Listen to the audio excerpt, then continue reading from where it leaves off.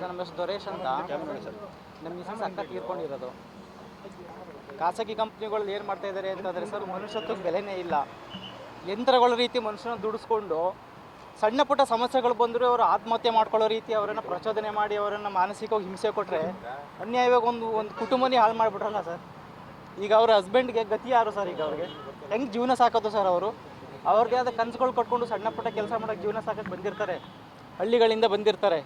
ಈ ಖಾಸಗಿ ಕಂಪ್ನಿಗಳು ಮನುಷ್ಯನನ್ನು ಹಿಂಗೆ ಯಂತ್ರಗಳ ರೀತಿ ಬಳಸ್ಕೊಂಡ್ರೆ ಕುಟುಂಬಗಳೇ ಹಾಳಾಗಿ ಹೋಗ್ತಾವಲ್ಲ ಸರ್. ಜೀವನ ಸಾಕೋದು ಹೆಂಗೆ ಸರ್? ಈಗ ಈ ಸಮಾಜದಲ್ಲಿ ಇವತ್ತು ನೋಡಿ, ಸಣ್ಣ ಪುಟ್ಟ ತಪ್ಪುಗಳು ಇರ್ತವೆ, ಅದಕ್ಕೆ ಅದರದೇ ಆದ ಪರಿಹಾರಗಳು ಇರ್ತವೆ. ಅವ್ರಿಗೆ ಒಂದು ಅಪಾಲಜಿನೋ ಏನೋ ಒಂದು ಕ್ಷಮೆನೋ ಹೇಳಿ ಅವ್ರಿಗೆ ಸರಿಯಾದ ರೀತಿಯಲ್ಲಿ ವರ್ತಿಸ್ಕೋಬೇಕು ಕಂಪ್ನಿಗಳು.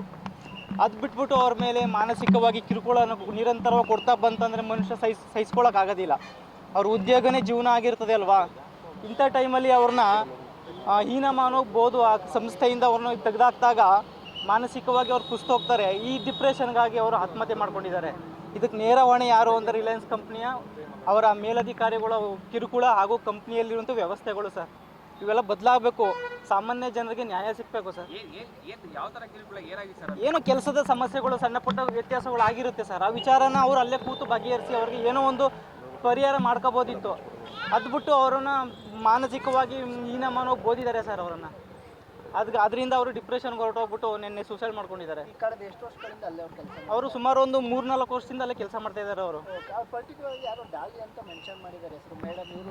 ಹೌದು ಸರ್ ಅವ್ರ ಮೇಲಧಿಕಾರಿ ಅವರು, ಆ ಸಂಸ್ಥೆಯವರೇ. ಅವರು ತುಂಬ ಅವ್ರಿಗೆ ನಿರಂತರವಾಗಿ ಟಾರ್ಚರ್ ಕೊಡ್ತಾ ಇದ್ರಂತೆ ಯಾವಾಗಲಿಂದನೂ. ಅವ್ರಿಗೆ ಶಿಕ್ಷೆ ಆಗಬೇಕು ಅವ್ರಿಗೆ. ಆ ಥರದವ್ರು ಆ ಸಂಸ್ಥೆಗಳು ಕೆಲಸ ಮಾಡಬಾರ್ದು. ಅವರನ್ನು ಮೊದಲು ಆ ಕೆಲಸದಿಂದ ವಜಾ ಮಾಡಬೇಕು. ಅವ್ರಿಗೇನು ಸೂಕ್ತ ಪರಿಹಾರ ಸಿಗಬೇಕು ಅದು ಸಿಗೋ ರೀತಿ ಮಾಡಿಕೊಡ್ಬೇಕು ಸರ್. ಸರ್ ಸುಮ್ಮನೆ ಒಂದು ಟಾರ್ಗೆಟ್ ಮಾಡೋದು ಒಬ್ಬರ ಮೇಲೆ. ಯಾರು ನಮ್ಮ ಕೈ ಕೆಳಗೆ ನಮ್ಮ ಕೇಳ್ಮೇಲೆ ಬರೋದಿಲ್ವೋ ಅಂತವ್ರನ್ನ ಎಲ್ಲ ಸಂಸ್ಥೆಗಳು ಈ ಥರ ನಡೀತಾ ಇರ್ತವೆ ಸರ್. ಅವ್ರನ್ನ ಟಾರ್ಗೆಟ್ ಮಾಡಿ ಅವ್ರನ್ನ ಪ್ರತಿನಿತ್ಯ ಅವ್ರನ್ನ ಬ್ಲೇಮ್ ಮಾಡ್ತಾ ಇರ್ತಾರೆ. ಆ ಥರದ್ದು ಇಲ್ಲೂ ಒಂದು ನಡೆದಿದೆ ಸರ್ ಅವ್ರ ಮೇಲೆ. ಇಲ್ಲಾಂದರೆ ಅವರು ತುಂಬ ಒಳ್ಳೆ ಜನ, ತುಂಬ ಹಾರ್ಡ್ ವರ್ಕರು ಸರ್. ಅವರು ತುಂಬ ಶಿಸ್ತಾಗಿ ಕೆಲಸ ಮಾಡ್ತಿದ್ದಂಥವ್ರು. ನಾವು ನೋಡ್ತಾ ಇದ್ದು 4-5 ವರ್ಷದಿಂದ ಅವರು ನಮ್ಮ ಮಕ್ಕಳುಗಂಟು ಎಲ್ಲ ತುಂಬ ಚೆನ್ನಾಗಿ ಒಡನಾಟ ಇಟ್ಕೊಂಡಿದ್ರು. ನಾವೆಲ್ಲ ಓದಿ ಬಂದಾಗೆಲ್ಲ ಮಾತಾಡ್ಸ್ಕೊಂಡು ಬರ್ತಾಯಿದ್ದು. ಆನೆಸ್ಟಿಯಾಗಿ ವರ್ಕ್ ಮಾಡ್ತಾಯಿದ್ರು ಅವರು ವರ್ಕದಲ್ಲಿ ಅವರು ಸಫಿಷಿಯೆಂಟ್ ಆಗಿದ್ರು ಅವರು.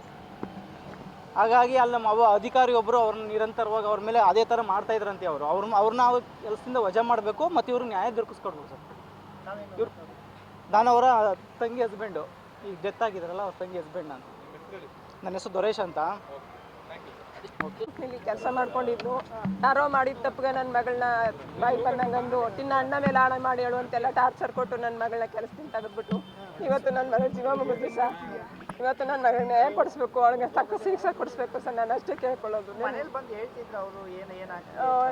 ನಾವಿರೋದು ಅಂಕನಹಳ್ಳಿಲಿ ಇಲ್ಲಿದ್ದಿತ್ತು, ಅದ್ರ ಫೋನಲ್ಲಿ ಹೇಳ್ತಿದ್ಲು ಸರ್. ಅದೇ ಹಿಂಗೆ ನನಗೆ ತುಂಬ ಟಾರ್ಚರು, ನನಗೆ ಯಾರೋ ಮಾಡಿರೋ ತಪ್ಪು ನಂಗೆ ಹಿಂಗೆಲ್ಲ ಹಾನಿ ಮಾಡು, ತಿನ್ನ ಅಣ್ಣ ಮೇಲೆ ಹಾನಿ ಮಾಡು ಅಂತ ಹೇಳ್ತಾವ್ರ ಅಂತೆಲ್ಲ ಹೇಳ್ತಿದ್ರು ಸರ್. ತುಂಬ ಟಾರ್ಚರಾಗಿ ಅವಳಿಗೆ 15 ದಿನದಿಂದ ಅವಳು ತಲೆನೇ ಕೆಟ್ಟೋಗಿತ್ತು ಸರ್. ನಾವು ಎಲ್ಲ ಸಮಾಧಾನ ಮಾಡ್ತಿದ್ವಿ ಸರ್. ಆದರೂ ತಲೆಗೆ ಮಿದ್ಲಿಗೆ ಆಗ್ಬಿಟ್ಟಿತ್ತು ಸರ್ ಅವಳಿಗೆ. ಎಲ್ಲ ಅಷ್ಟು ಟಾರ್ಚರ್ ಕೊಟ್ಟಿದ್ರು ಸರ್. ಅಲ್ಲಿ ಟಾಟಾ ಕಂಪ್ನಿ ಕೆಲಸ ಮಾಡ್ತಿದ್ರು ಅವಳು. ಅಂದರೆ ಕಳೆದ 4 ವರ್ಷ ಮಾಡ್ತಿದ್ದಂತ ಇತ್ತೀಚೆಗೆ ಇವ್ರು ಬಂದಮೇಲೆ ಆ ಥರ ಆಗಿರೋದಾ? ಇಲ್ಲ ಸರ್, ಅವರು ಆಗಲೆಲ್ಲ ಚೆನ್ನಾಗಿ ಮಾಡ್ಕೊಂಡಿದ್ರು. ಈಗ ಇವ್ರು ಬಂದ ತಗೊಂಡಿಂದ ಅವಳಿಗೆ ತುಂಬ ಟಾರ್ಚರ್ ಆಯ್ತಿತ್ತು ಸರ್. ಏನಾದ್ರು ಮೇಲಧಿಕಾರಿಗಳ ಜೊತೆ ಮಾತಾಡೋ ಕೆಲಸಗಳು ಮಾಡಿ? ಇಲ್ಲ ಸರ್, ಅವ್ರು ಮಾಡಿಲ್ಲ. ಹೆಂಗೆ ಅಡ್ಜಸ್ಟ್ ಮಾಡ್ಕೊಂಡು ಮಾತಾಡ್ಕೊಂಡು ಹೋಗ್ತಿದ್ರು ಸರ್. ಈ ಸರಿ ಆಯ್ತದೆ ಬಿಡಿ, ಯಾರೋ ಒಂದು ಮಾತಂದ್ರೆ ಏನಾಗ್ತದೆ ಅಂತ ಅಂದ್ಕೊಂಡಿದ್ರು ಸರ್ ಅಷ್ಟೇ. ಅವ್ರ ಮೇಲಧಿಕಾರಿಗೂ ಕಂಪ್ಲೇಂಟ್ ಏನು ಮಾಡಿದ್ದಿಲ್ಲ ಸರ್ ಅವರು. ಈಗ ನೀವೇನೋ ಕಂಪ್ಲೇಂಟ್ ಕೊಟ್ಟಿದ್ದೀರಾ? ಕಂಪ್ಲೇಂಟ್ ಆಗಿದೆ? ಅವಳೇ ಡೆತ್ ನೋಟ್ ಬರ್ದಿಲ್ಲ ಸರ್. ಅವಳೇ ಬರ್ದಾರೆ. ಇಲ್ಲೇ ಕಂಪ್ಲೀಟು ಇಲ್ಲಿ ಹಾಸ್ಪಿಟ್ಲ್ ಕಡೆಯಿಂದೇ ಆಗೋದು. ಮಕ್ಳು ಎಷ್ಟು? ಮಕ್ಕಳಿಲ್ಲ ಸರ್, ಒಂದು ಮಗು ಐತೆ, ತೀರೋಯ್ತು. ಮತ್ತೆ ಮಕ್ಕಳು ಇರಲಿಲ್ಲ. ಅವಳು ಸ್ವಲ್ಪ ಹೆಲ್ತ್ ಪ್ರಾಬ್ಲಮ್ಮು.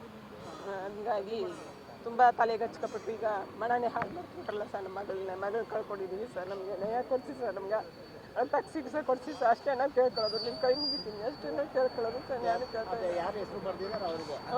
ಅವ್ರು ಯಾರ ಹೆಸರು, ಯಾರು ಫೋನ್ ನಂಬರ್ ಬರ್ದಾರೆ ಅವ್ರಿಗೆ ಸರಿಯಾಗಿ ಶಿಕ್ಷೆ ಕೊಡಿಸಿ ಸರ್. ಅಷ್ಟೇ ನಾವು ಕೇಳ್ಕೊಳ್ಳೋದು. ಇನ್ನೇನು ಕೇಳಲ್ಲ ನಾವು ಸರ್. ನನ್ನ ಹೆಸರು ರತ್ನಮ್ಮ ಅಂತ.